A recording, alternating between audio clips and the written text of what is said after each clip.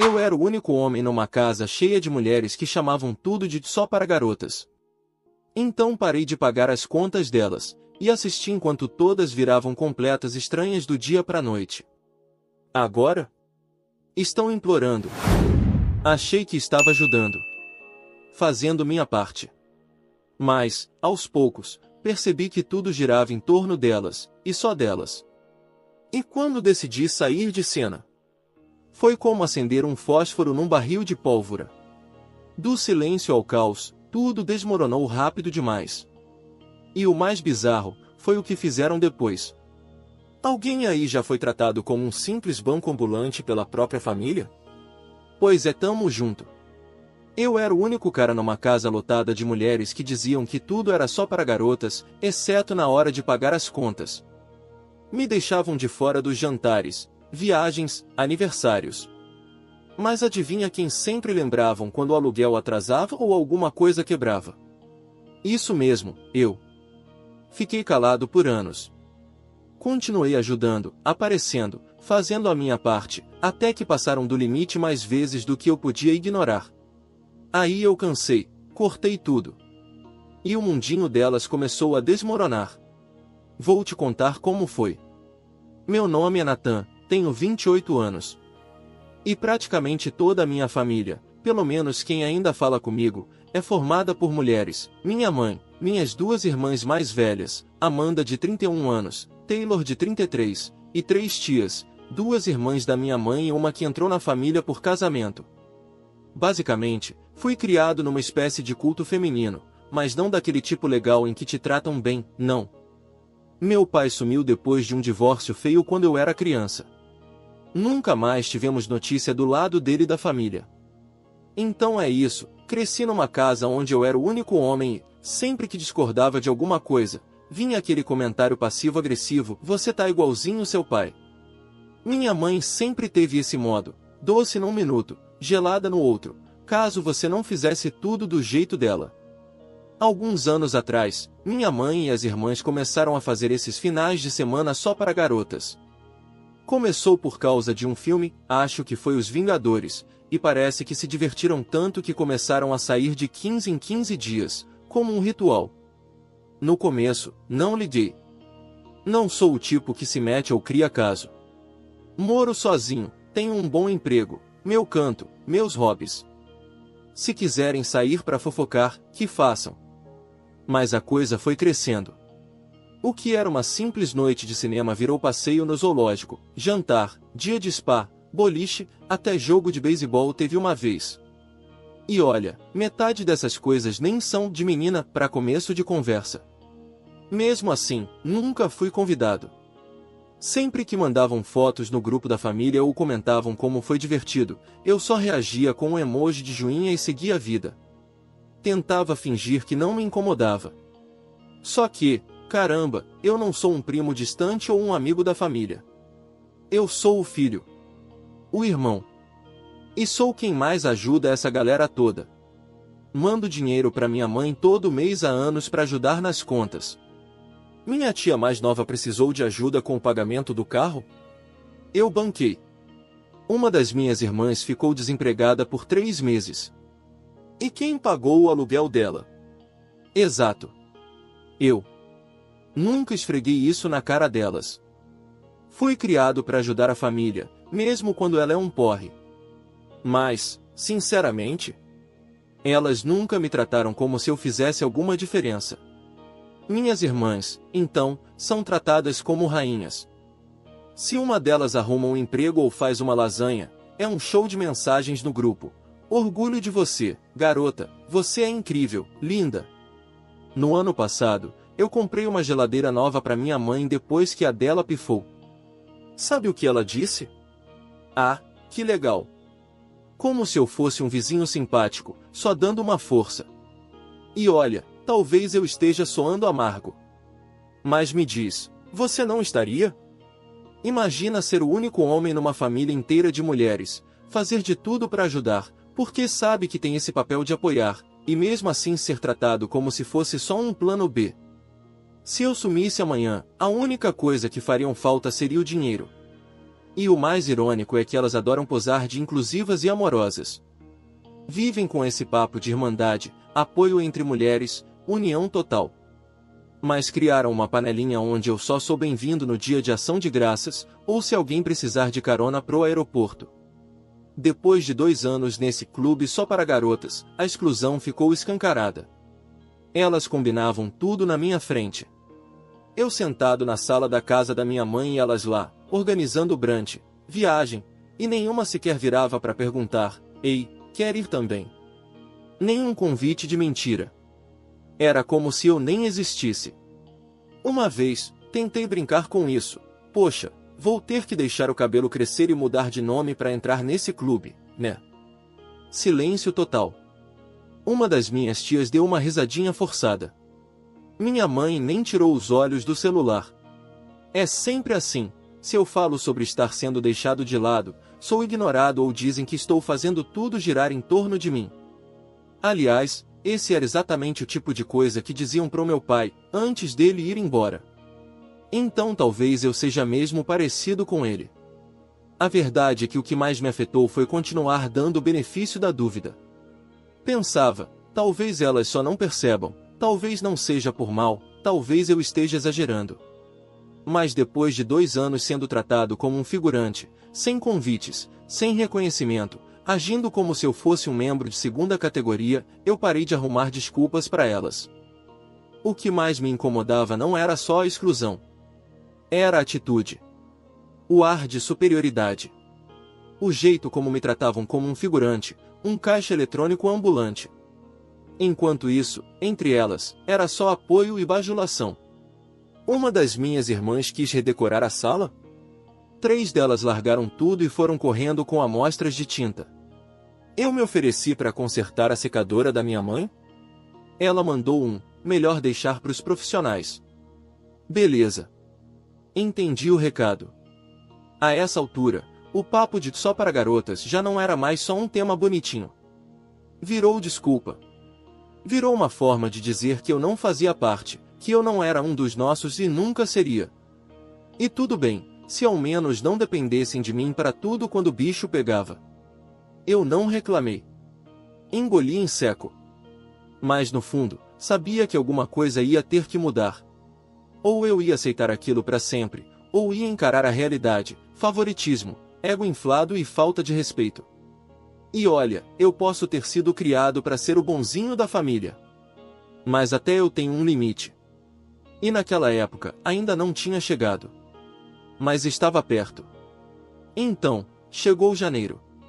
Era um sábado e eu estava encerrando o expediente, quando percebi que ninguém tinha falado nada sobre o aniversário da tia Lisa. Normalmente, nessa época, eu já teria recebido aquele famoso reserva para as 7 no grupo da família, seguido de print de cardápio caríssimo. Mas, silêncio total. Achei estranho. Mandei mensagem para minha irmã. Nada. Mandei para minha mãe e ela respondeu 5 horas depois. A gente já comemorou no fim de semana passado. A Lisa vai viajar. Sem aviso, sem convite, sem nada.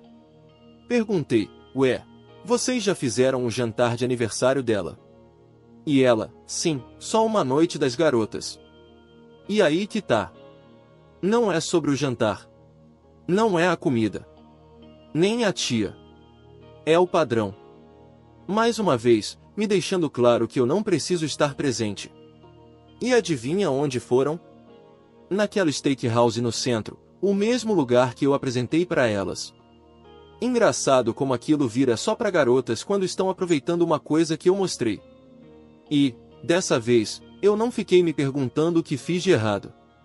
Só pensei, então é assim que me veem. Como algo descartável. Para piorar, eu já tinha comprado o presente dela. Tirei tempo da minha semana para ir atrás de um kit de chás de ervas super específico que ela tinha comentado uma única vez no outono, numa conversa aleatória.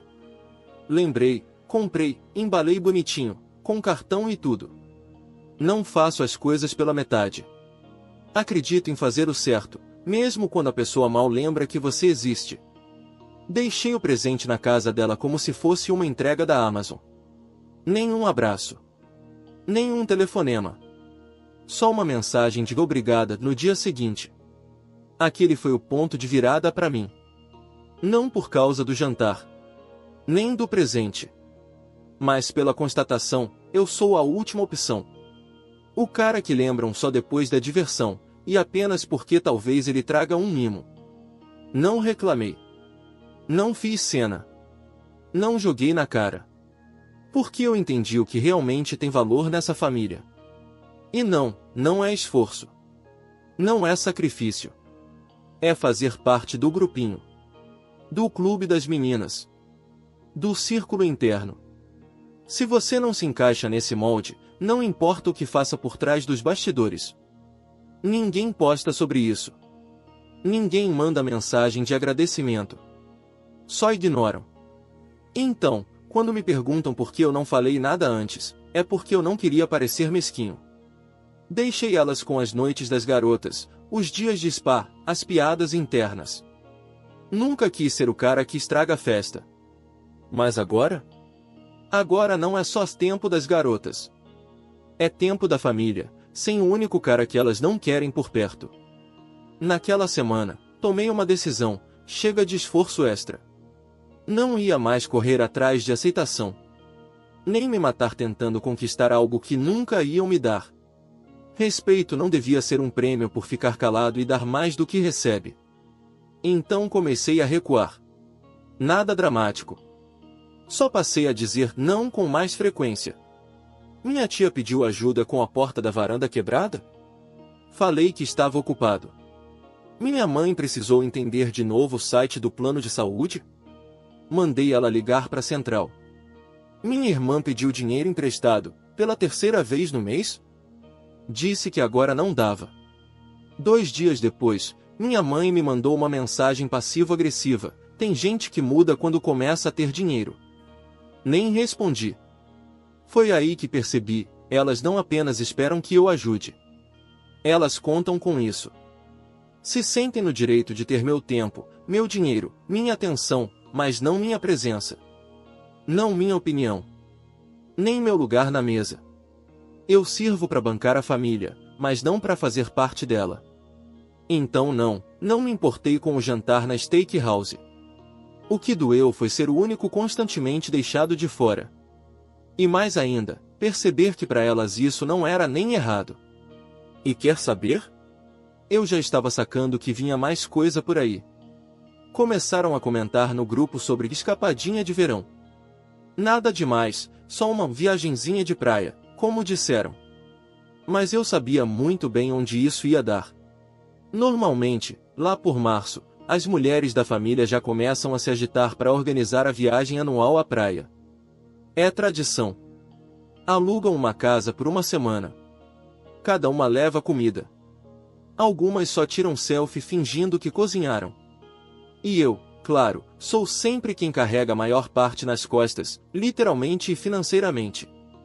Tenho bancado o sinal da casa e, às vezes, até mais. Porque, ser o responsável da família significa também ser o caixa automático oficial. Mas esse ano? Silêncio total. O grupo no WhatsApp estava estranhamente quieto. A princípio, pensei que talvez estivessem economizando, mas aí comecei a ver sinais. Posts no Instagram com legendas tipo chamado das ondas, sacolas de compras com itens de praia, contagem regressiva de corpo de verão pelas minhas irmãs, como se estivessem se preparando para um ensaio fotográfico. Até minha tia comentou casualmente se eu ainda tinha aquele cooler grandão.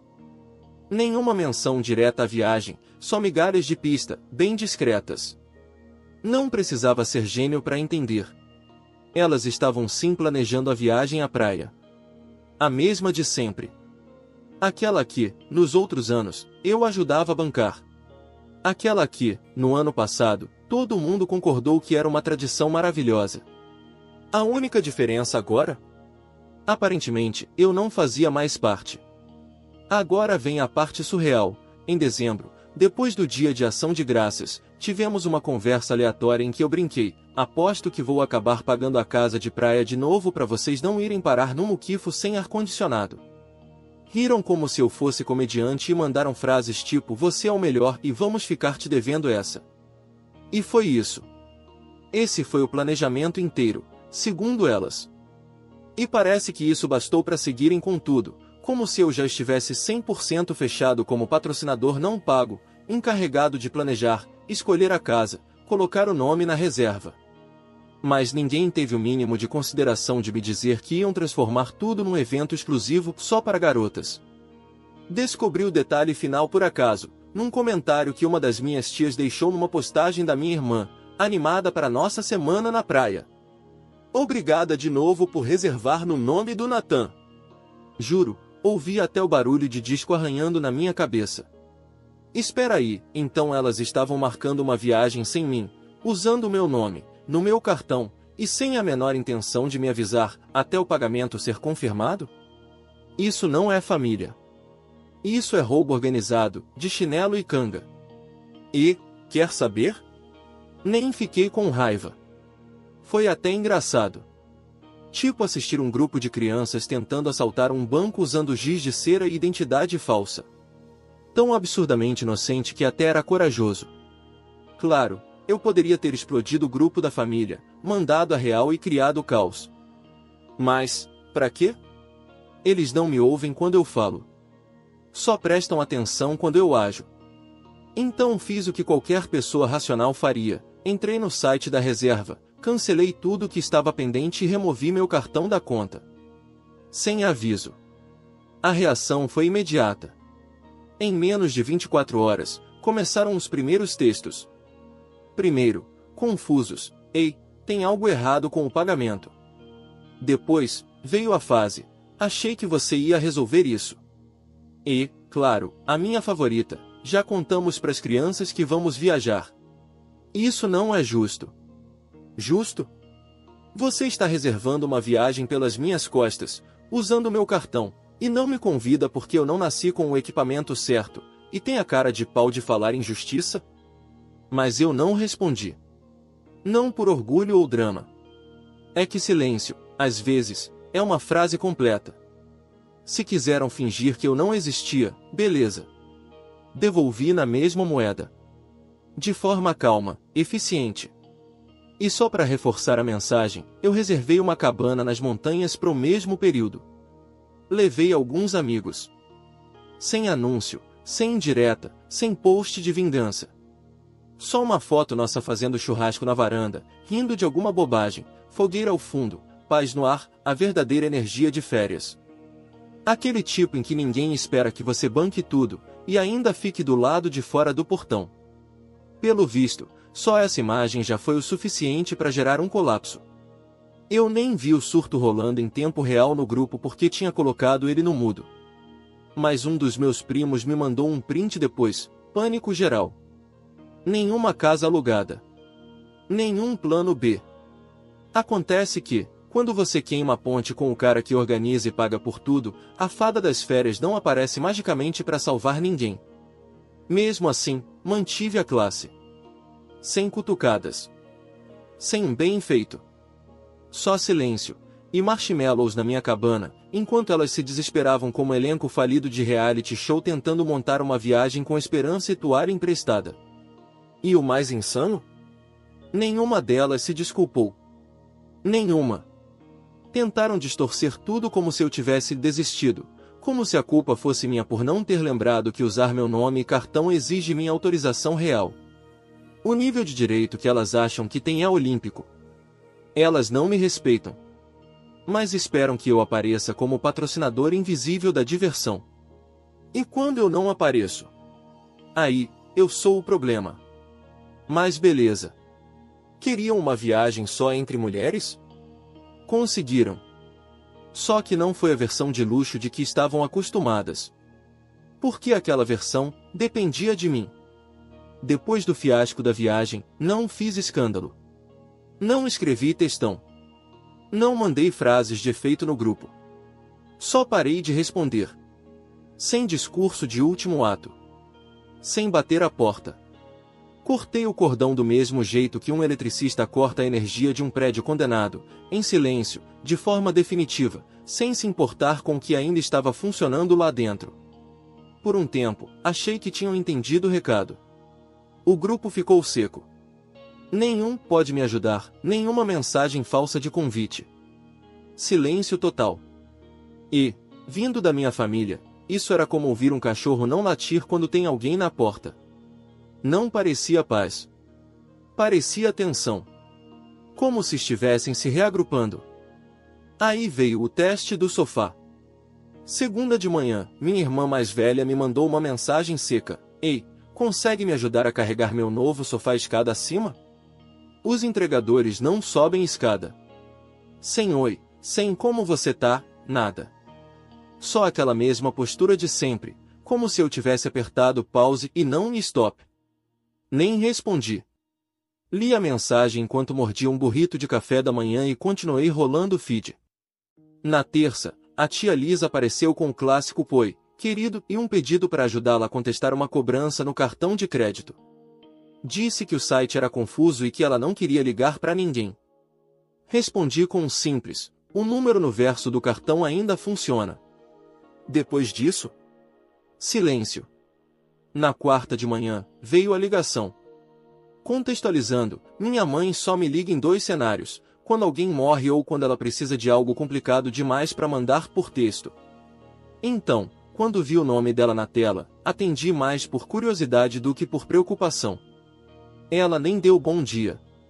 Já chegou disparando. O carro da sua irmã foi destruído hoje de manhã. Ela tá no hospital. Tá grave. Dizem que vai precisar de cirurgia. A perna dela ficou bem ruim. Estamos tentando juntar o dinheiro, mas tá difícil. Sem introdução. Sem nome da irmã. Sem dizer qual hospital. E nem aquele tom de voz dramático que ela costuma usar quando tá realmente abalada. Então perguntei, direto: onde ela tá? Sem ter Thomas, respondeu rápido demais. Eles não estão deixando ninguém entrar por causa dos exames. Tão com política rígida de acesso. Ainda assim, nada de nome. Falei que ia ligar direto pro hospital. A voz dela mudou na hora. Não faz isso. Ela tá indo e voltando. Eles não vão confirmar nada agora. Tá tudo muito cedo ainda. Não discuti. Só falei, tá certo. E desliguei. Abri o Instagram. Fui direto nos perfis das minhas irmãs. A mais velha não tinha postado nada, o que não era incomum. Mas a mais nova? Tinha acabado de postar uma foto de um cappuccino, com uma legenda aleatória. Grande sorriso, maquiagem impecável, suéter fofinho. Não exatamente a vibe de alguém que acabou de sair de uma cirurgia. Chequei o horário, 7 minutos atrás. Se ela estava mesmo no hospital, agora eles servem café artesanal com arte na espuma para os pacientes. Fiquei ali, parado, com o celular na mão, encarando a tela. A minha própria mãe inventou um acidente de carro, uma cirurgia, uma emergência, só para tentar me arrancar dinheiro. E o pior? Nem caprichou na mentira. Sem lágrimas, sem preparação emocional, sem drama. Só uma mentira automática, sem alma. Como se estivesse pedindo delivery. É esse o nível que chegou. Desastres forjados para me espremer como se eu fosse um banco com cartão sem limite. Não liguei para ninguém. Não respondi. Só deixei aquilo ali. Na manhã seguinte, o grupo da família ressuscitou com umas mensagens vagas. Minha mãe mandou: obrigada a todos que se uniram ontem. Relembrei porque a família é tão importante. Tradução: ele não me deu o que eu queria, mas vou fingir que a manipulação funcionou. Depois, Lisa postou: alguns de nós simplesmente fazem mais. E tudo bem. Fechei o aplicativo. Não fiquei chocado. Eu estava acabado. Não emocionalmente. Acabado de me importar. Aquilo não foi um mal-entendido. Nem exagero. Foi fraude emocional calculada. Foi a minha própria mãe forjando um acidente porque meu silêncio ameaçava a fonte de renda delas. Passei a próxima hora organizando prints. De cada vez que pediram dinheiro, cada pedido de última hora, cada texto de culpa que eu tinha deixado passar. Organizei tudo numa pasta no celular chamada, pra lembrar. Não era para expor ninguém, nem para jogar na cara no futuro. Era só para ter certeza de que eu nunca esqueceria até onde elas foram quando eu parei de ser o idiota da família. Aquele silêncio, aquela calma, não eram só satisfatórios. Eram libertadores. E então veio o golpe final. Sábado à noite, minha mãe mandou outra mensagem. Sem drama dessa vez. Sem emergência falsa. Só: você pode ajudar com o aluguel esse mês? As coisas estão difíceis. Todo mundo tá fazendo o melhor que pode. Fiquei olhando para aquilo. Digitei: o melhor de vocês se parece muito com o meu pior. Enviei. Coloquei no mudo. Nem esperei resposta. Bloqueei o número dela pro final de semana inteiro só para curtir 48 horas ininterruptas. Não por raiva, mas por clareza. A verdade sobre cortar alguém da sua vida é que o silêncio não atinge a pessoa primeiro. O que atinge primeiro são as consequências. E quando parei de ajudar? Não deixei bilhete. Nem aviso final. Só puxei o plug e fui embora. Demorou cerca de 2 semanas pro castelo desmoronar. A primeira a sentir o baque foi minha irmã mais velha, Amanda. Ela estava dirigindo um carro que, tecnicamente, estava no meu nome. Tinha assinado para ela 2 anos atrás. Longa história, ela não conseguiu financiamento e implorou: só coloca seu nome, eu cuido de tudo. E por um tempo, até cuidou, até eu tirar meu nome do contrato, discretamente, depois da palhaçada da viagem. Resolvi tudo legalmente 1 mês atrás. Avisei. Ela ignorou. Não insisti. Só saí fora. Bem, ela estava com 3 parcelas em atraso. O carro foi rebocado em plena luz do dia, bem na frente do trabalho da Amanda. Um colega de trabalho gravou tudo. Ela ligou para minha mãe chorando, parecendo uma adolescente de castigo. Minha mãe me mandou uma mensagem: como você pôde fazer isso com ela? Mas eu não liguei para a empresa de reboque. Só parei de bancar as cagadas dela. Naquele mesmo fim de semana, recebi uma ligação da companhia elétrica. Meu nome ainda estava na conta da casa da minha mãe. Eu jurava que já tinha transferido para ela. Aparentemente, não. Ela estava há 2 ciclos sem pagar. A dívida já batia nos $600. A luz estava prestes a ser cortada. Mas em vez de pagar, liguei para a empresa, tirei meu nome da conta imediatamente, e deixei o sistema cuidar do resto. Na segunda-feira, ficaram sem energia. Minha mãe me mandou uma mensagem tipo: uau, você realmente não se importa mais, né? Ela estava certa. Eu não me importava mesmo. Depois veio o aluguel atrasado. Minha irmã mais nova dividia um apartamento de 2 quartos com uma amiga, e estava pagando o aluguel usando o fundo da família. Quando parei de mandar dinheiro, o castelo de cartas caiu rapidinho. A colega de quarto postou uma indireta no Facebook. Algumas pessoas simplesmente não nasceram para a vida adulta. Bem sutil. Em 3 dias, ela já estava de volta à casa da mamãe, dormindo no sofá e dizendo que o problema era o ambiente tóxico. Duvido que o dono do imóvel tenha comprado essa desculpa. Na 3ª semana, a tia Lisa começou a vender móveis no Facebook Marketplace. Até aí, nada chocante. O que me pegou foi a descrição de uma mesinha de $190. Família passando por dificuldades por causa de uma traição. Se puder ajudar, agradecemos. Traição. Li aquilo tomando café e quase cuspi tudo. Essas pessoas viveram anos sugando minha boa vontade, e no momento em que o trem da alegria parou, virou traição. Mas o pior ainda estava por vir: alguém, até hoje não sei quem, tentou abrir um novo cartão de crédito no meu nome. Devem ter usado correspondência antiga, talvez o suficiente para uma aplicação meia-boca. Recebi um alerta de fraude por e-mail. Imediatamente bloqueei, neguei e fechei tudo. Nem confrontei ninguém. Se queriam jogar sujo, que tentassem. Só estavam se revelando cada vez mais. Logo depois, fiquei sabendo que a conta bancária da minha mãe foi congelada por causa de um saldo negativo. Ela ligou para minha tia chorando, dizendo que teve que cancelar um procedimento dentário porque nem todo mundo pode se dar ao luxo de ignorar a família. A mesma mulher que fingiu um acidente de carro 2 semanas antes agora estava usando o Cari como chantagem emocional.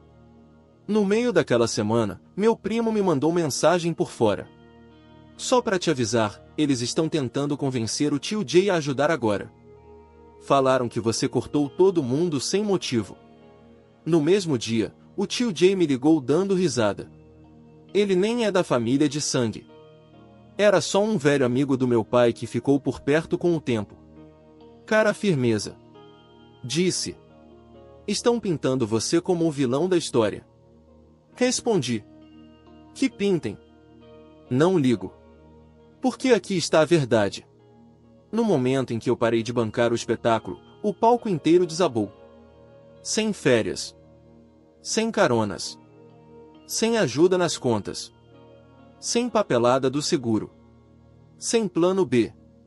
Elas não ficaram com raiva porque eu mudei.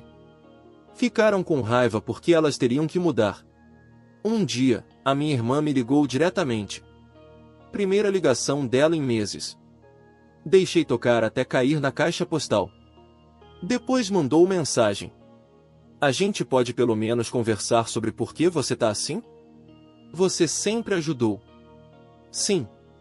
Eu ajudava. Quando ainda existia um mínimo de respeito mútuo. Ou ao menos a ilusão dele. Mas depois das mentiras, dos golpes, da arrogância, o silêncio não foi vingança. Foi sanidade. E aí veio a manobra hospitalar. Dessa vez, real. Tia Lisa tropeçou no trabalho e quebrou o pulso. Precisou de cirurgia ambulatorial. Nada grave, mas aparentemente o valor da franquia era alto. Ela me mandou um textão, dizendo que sabia que eu não queria ouvir nada delas, mas que isso era diferente. Diferente.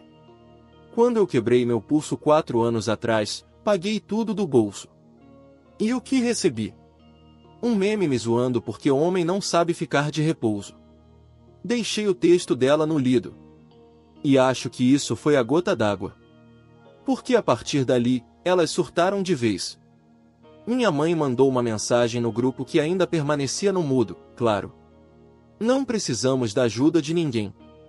Algumas pessoas só querem ver os outros falharem quando deixam de ser úteis. Tia Lisa comentou embaixo. É isso que acontece quando alguém acha que dinheiro é sinônimo de moral. Estavam tentando virar o roteiro. Como se fossem as vítimas de um tirano que acabou com o almoço grátis. Como se não tivessem passado anos vivendo no piloto automático, me jogando boletos esperando que eu sorrisse e passasse o cartão.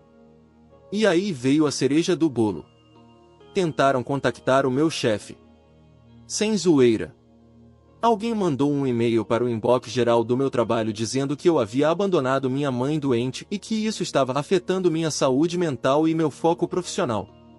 O e-mail era tão surtado que o RH me encaminhou perguntando se eu estava bem. Dei risada, respondi. Treta de família.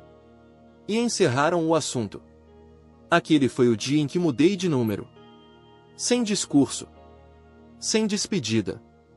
Apenas, fim. Mesma cidade. Mesmo emprego. Mesmo apartamento. Mas eu cortei tudo que elas usavam para me puxar de volta. E dessa vez, de verdade. Sem chances. Não era mais aquele vou só ignorar por um tempo. Era elas não existem mais para mim. Não avisei ninguém. Deixei que continuassem mandando mensagem pro vazio. Que percebessem sozinhas quando as ligações parassem de completar, quando os desabafos no grupo da família não recebessem reação. Pela primeira vez em anos, eu não estava de prontidão. Sem emergências de madrugada. Sem pedido de ajuda com contas. Sem chantagem emocional de aniversário. Só uma linha limpa e silenciosa onde antes reinava o caos. O único com quem ainda falava era o tio Jay. Ele ligava de vez em quando para dar atualizações, tipo narração de um time pelo qual eu já tinha parado de torcer. Pelo visto, Amanda está com dificuldade no trajeto pro trabalho. Taylor devorando a despensa da minha mãe como uma praga de gafanhotos. E Lisa vendendo os móveis tão rápido que a sala parece cena de crime. Ele me perguntou se eu estava bem. Respondi, melhor do que nunca. Mas lá no fundo, eu sabia que o silêncio não duraria. Não tinha acabado. Eu sabia. Você não se desliga de um sistema inteiro de manipulação esperando que simplesmente deixem você ir embora. Parasitas não largam o hospedeiro com facilidade. Era um sábado de manhã. Janelas abertas, café na bancada, jazz suave tocando no Bluetooth. Paz. Quase irreal, considerando o ano que eu tinha tido. O ar até parecia mais limpo. Aquela calmaria estranha que só acontece quando tudo está exatamente no lugar. Então, veio a batida na porta. E não era batida de vizinho educado. Nem aquele "ei, tem um minuto". Era punho contra madeira. Agressivo. Como quem não quer contato, quer desestabilizar. Abri a porta. Lá estava ela. Minha mãe. Não a versão que assava cookies e forçava abraços. Uma outra versão. Cabelo desgrenhado. Olhos fixos em mim como se eu tivesse empurrado ela de um penhasco. A boca já disparando antes mesmo de eu poder dizer uma palavra. É assim que você acha que se trata a família? Ela disparou. Acha que pode jogar todo mundo na rua e fingir que a gente não existe? Pisquei. Sem um oi. Sem podemos conversar. Só acusação direta, como se eu tivesse incendiado a casa e deixado um bilhete dizendo "se virem". Não respondi de imediato. Só olhei para ela. Olhei de verdade. Ela parecia exausta. Mas não aquele cansaço de trabalho ou da idade. Era um cansaço de quem passou semanas mentindo, manipulando, culpando, e não conseguia entender por que nada mais funcionava. Então falei. Foi você quem escolheu isso. Só isso. Calmo. Firme. Sem gritar. E foi aí que ela explodiu. Você é igualzinho seu pai. Ela sussurrou aquilo como se fosse o pior xingamento. Frio. Egoísta. Ingrato. Ele abandonou essa família, e agora você tá fazendo o mesmo. Fiquei parado na porta, braços cruzados. Sem ceder 1 milímetro. Meu pai foi embora porque você tratava ele como lixo. Eu só percebi isso muito tarde. Ela me deu um tapa. Palma aberta. Não forte o bastante para me derrubar, mas o suficiente para silenciar a música que ainda tocava lá dentro. Não recuei. Apenas assenti, devagar, como quem acaba de resolver uma equação. Era isso que te restava, né? Quando a culpa não funcionou, quando as mentiras pararam de colar, você apelou pro velho método. Ela começou a andar de um lado pro outro, falando coisas desconexas. Que a Taylor não tem onde ficar. Que a Amanda está endividada por minha causa. Que a Lisa não consegue organizar a vida porque está estressada demais. Então apontou para a rua e gritou. Você tá aí, no seu apartamentinho, vivendo sua vidinha, enquanto sua família tá se afogando. Você quer dizer à família que me usou como carteira ambulante, que me excluiu de tudo, a não ser quando precisava que eu consertasse alguma coisa? Perguntei. Ela não respondeu. Ao invés disso, pegou um vaso de cerâmica que eu tinha na porta, um cacto horroroso que ganhei de um colega de trabalho, e jogou escada abaixo. Cerâmica explodida. Terra espalhada. Nem piscou. Você acha que isso te faz forte? Gritou. Acha que cortar todo mundo te torna melhor? Você é um covarde. Um mimado covarde, igualzinho seu pai. Aí começou a derrubar coisas da mesinha da varanda. Jogou meu cinzeiro no chão. Virou a cadeira dobrável. Pegou as chaves e arranhou a pintura do corrimão. Dei um passo para trás. Peguei o celular do bolso. Ela ainda berrava. Você vai se arrepender. Vai morrer sozinho, igual a ele. Foi aí que disquei. Não para ameaçar. Não para alertar. Chamei a polícia. Disse, com a mesma calma com que pediria um almoço. Minha mãe está invadindo minha propriedade e vandalizando o local. Ela ouviu. Você vai chamar a polícia contra sua própria mãe? Contra a mulher que fingiu uma emergência médica, tentou me roubar e acabou de destruir minha varanda? Sim. É isso mesmo. Você é nojento. Ela cuspiu. Aprendi com os melhores. Não levantei a voz. Não entrei na loucura. Só deixei que ela percebesse que aquele filho que sempre dizia sim para cada chantagem emocional, não existia mais. O mesmo cara que socorria quando cortavam a água. Que pagava a conta de celular porque gastaram tudo vendo Netflix. Esse cara? Sumiu. A atendente da polícia ficou na linha e perguntou se ela ainda estava no local. Respondi que sim. Minha mãe estava ali, tremendo. Não chorando, tremendo de pura raiva. Como se não conseguisse entender como alguém como eu, que sempre cedia, agora simplesmente não quebrava. Vi quando ela se deu conta de que eu não estava blefando. Que a polícia realmente estava a caminho. Ela recuou da varanda, me lançou um último olhar e depois virou as costas e saiu batendo os pés em direção ao carro.